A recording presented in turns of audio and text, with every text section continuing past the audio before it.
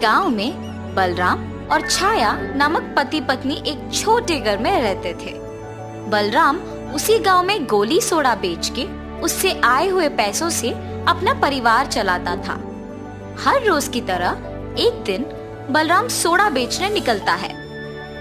Soda soda रंग बिरंगी soda, एक गिलास सिर्फ 5 रुपए, आइए भाई आइए।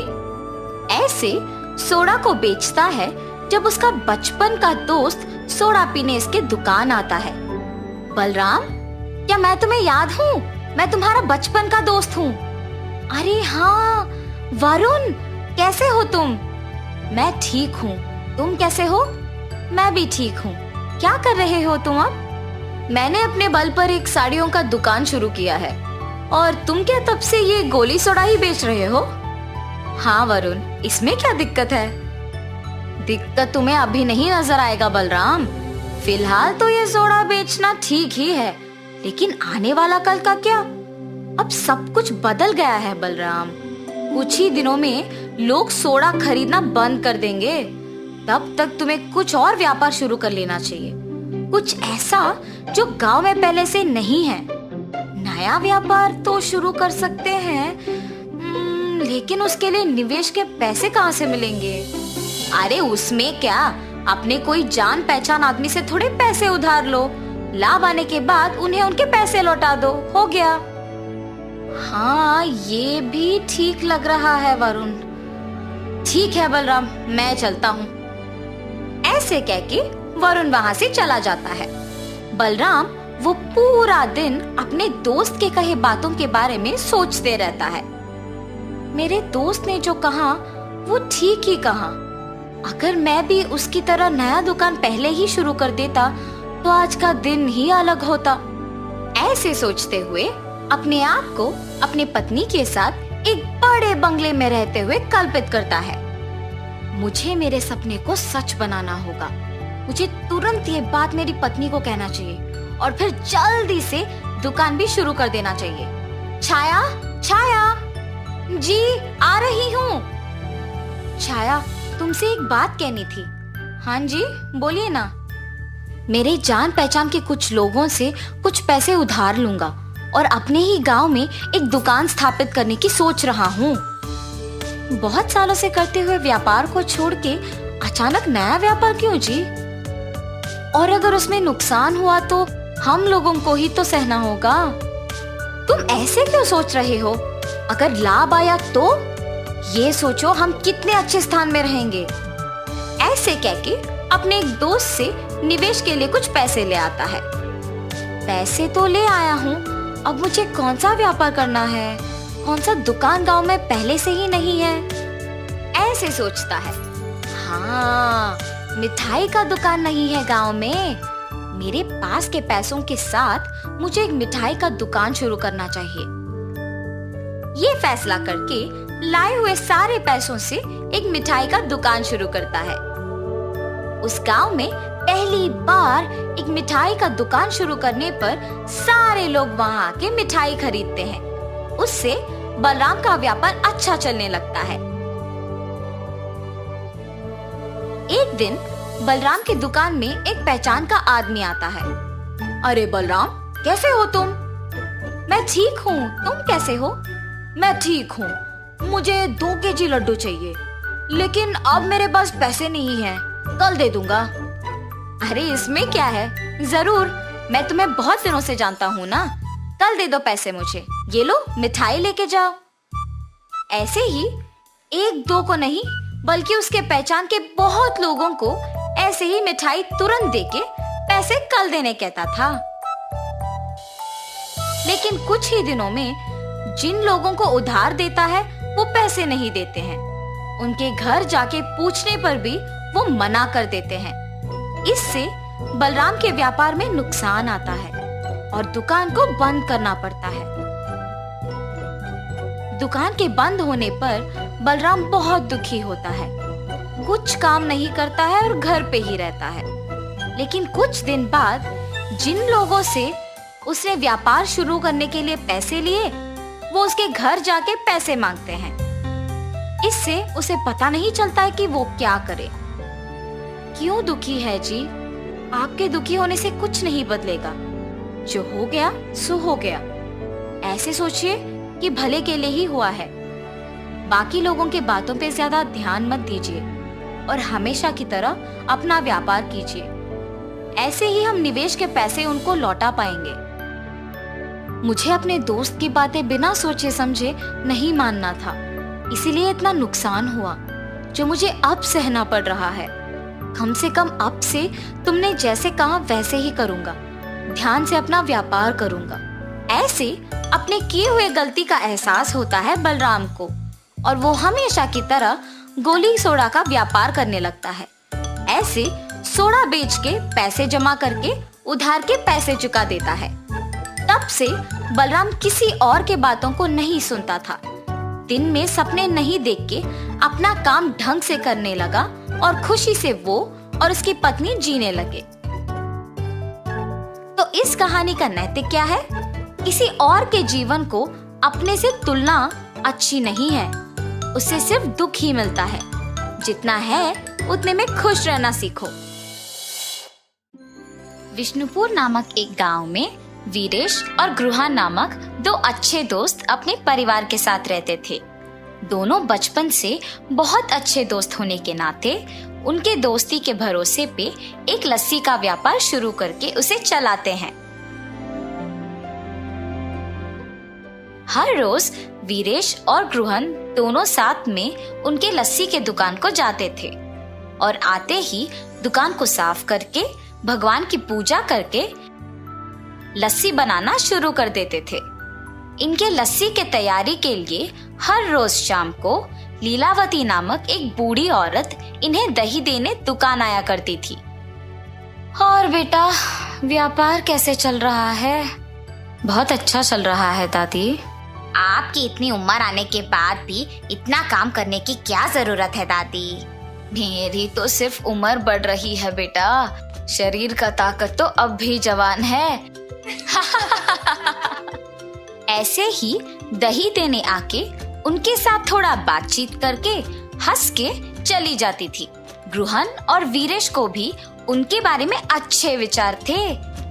एक दिन जब लीलावती हर रोज की तरह दुकान को दही देने आई तो उसने देखा कि वहाँ वीरेश नहीं था। समय देख के, बेटा गृहन, लगता है वीरेश दुकान में नहीं है। जी दादी, नहीं है। क्यों, क्या बात है?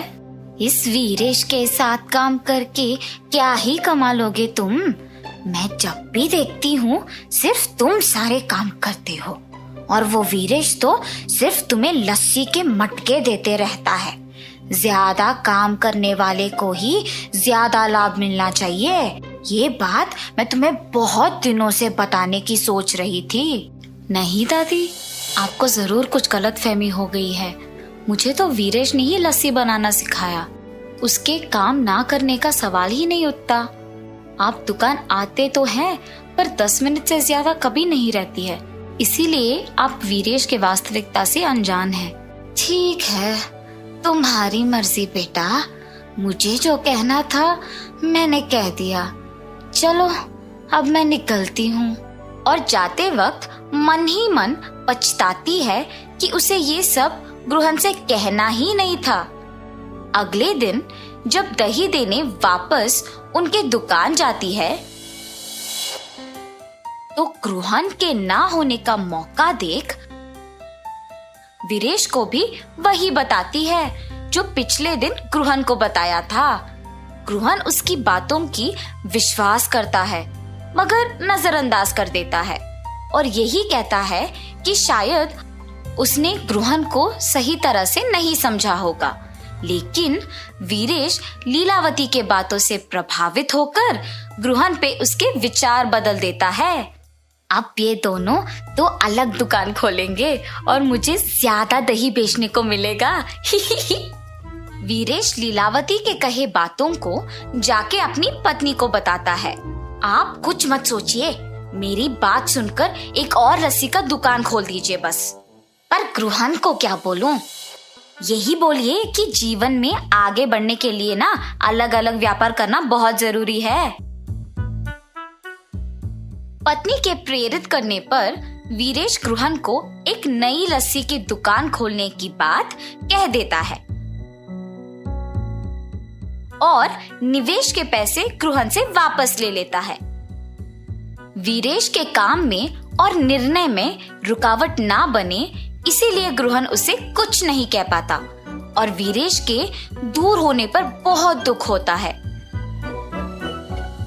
गृहन को दुखी होते देख उसकी पत्नी, आपको ऐसे दुखी देख मुझे अच्छा नहीं लग रहा है जी। आपको अपने मन को ये कह के संभालना होगा कि वीरेश जी की स्थितियों ने शायद उन्हें ऐसे करने पर मजबूर किया होगा। वही तो मुझसे नहीं हो पा रहा।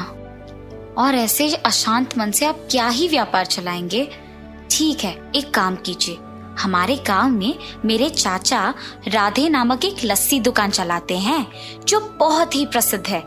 वहाँ बहुत प्रकार के लस्सी बनते हैं। वहाँ जाके आप भी अलग प्रकार के लस्सी बनाना सीखिए। आपका ध्यान इस बात से हटेगा और व्यापार में भी वृद्धि होगा। सही बात है, वही करूँगा। ऐसे गृहन 6 गांव बाद वाले भीष्मा नगर में अपने रिश्तेदार के घर जाता है। अरे बेटा गृहन, कैसे हो तुम? तुम्हारी पत्नी कैसी है और तुम्हारा व्यापार कैसे चल रहा है? सब कुछ ठीक है मामा जी। आपके दुकान के अलग प्रकार के लस्सी आसपास के सारे गांव में बहुत प्रसिद्ध है, इसीलिए मैं भी उसे स्वाद करने आया। हाँ, 12 प्रकार के लस्सी है। तुम्हें जो चाहिए वो पी लो बेटा। चलो चलो जाएंगे। और चाचा जी गृहन को उनके लस्सी का दुकान लेके जाते हैं। वहाँ पे लोगों की भीड़ लगी होती है। टिकट खरीद के लाइन में खड़ा होके इंतजार करने के बाद उन्हें लस्सी मिलती थी। ये सब गृहन को बहुत नया और अलग लगता है। और दुकान के अंदर जाने के बाद वहाँ पे अलग तरह के लस्सी बनते हुए और बनाने का तरीका देख गृहन भी वहाँ के कार्मी के साथ लस्सी मिलाता है। और ऐसे ही जितने भी दिन उस गांव में रहता है, गृहन अलग प्रकार के लस्सी बनाना सीख लेता है। वापस गांव आने के बाद गृहन उसके दुकान में अलग तरह के लस्सी बनाना शुरू कर देता है। वो उसके दुकान के सामने लस्सी के रंगीले चित्र बनवाता है ताकि ग्रामीणों को पता चले कि गृहन के दुकान में विभिन्न प्रकार के लस्सी मिलते हैं, और उसके नाम भी लिखवाता है। वहां से गुजरते हुए ग्रामीण उसे देख आश्चर्यचकित होके उसे पढ़ते हैं। इंडियन लस्सी, पंजाबी लस्सी, आम की लस्सी, नमकीला लस्सी, मीठा लस्सी, मलाई लस्सी, केले का लस्सी, मसाला लस्सी, केसर की लस्सी, चॉकलेट लस्सी, गुलाब लस्सी। ऐसे नए नाम और रंगीले चित्र देख गांव वाले भी उन नए तरह के लस्सियों को स्वाद करने आते हैं। गृहन, कुछ विशेष बात है? इतने प्रकार के लस्सी, जरा मसाला लस्सी देना। और ऐसे मसाला लस्सी पी लेता है। अरे वाह, बहुत ही स्वादिष्ट है गृहन, जरा एक और देना। ऐसे बहुत लोग गृहन के दुकान पे उपलब्ध उन लस्सियों के प्रशंसक बन जाते हैं और गृहन को अच्छा आमदनी भी मिलता है। गांव में लस्सी वाला तो सिर्फ गृहन को ही मानते थे, मगर दूसरी तरफ वीरेश के द्वारा निर्मित लस्सी का दुकान गृहन के अलग तरह के लस्सियों की तुलना में फीकी पड़ गई थी और उसे कोई आमदनी नहीं मिल रहा था। और ऐसे वीरेश को अपने गलती का एहसास होता है और वो वापस गृहन को जाके पूछता है, क्या हम वापस साथ में व्यापार कर सकते हैं? और गृहन बिना कुछ सोचे पूछे खुशी खुशी हाँ कर देता है। उसी समय लीलावती वहाँ दही देने आती है। ये क्या है गृहन, तुम्हारे दुकान में वीरेश है? जिस व्यापार के लिए तुम्हें छोड़ दिया था, इसे तो वहाँ होना चाहिए ना। ये दुकान सिर्फ मेरा नहीं बल्कि वीरेश का भी है। तुम्हारे बातों से प्रभावित होके मैंने अपने बचपन के दोस्त को दुख पहुंचाया। अगर अगली बार मुझे पता लगा कि तुम ऐसे काम कर रही हो तो तुम्हारी उम्र की भी इज्जत नहीं करूंगा। वीरेश के बातें सुन के लीलावती डर के मारे वहां से चली जाती है और ग्रुहान वीरेश की बातों पे हंसता है। ऐसे वो बिछड़े हुए दोस्त वापस मिल जाते हैं और खुशी से अपना व्यापार चलाते हैं। इस कहानी का नैतिक क्या है बच्चों? दोस्ती में ये जरूरी नहीं होता है कि कितने साल से एक दूसरे को जानते हैं, मगर ये जरूरी होता है कि कितनी गहराई से एक दूसरे को पहचानते हैं और भरोसा करते हैं।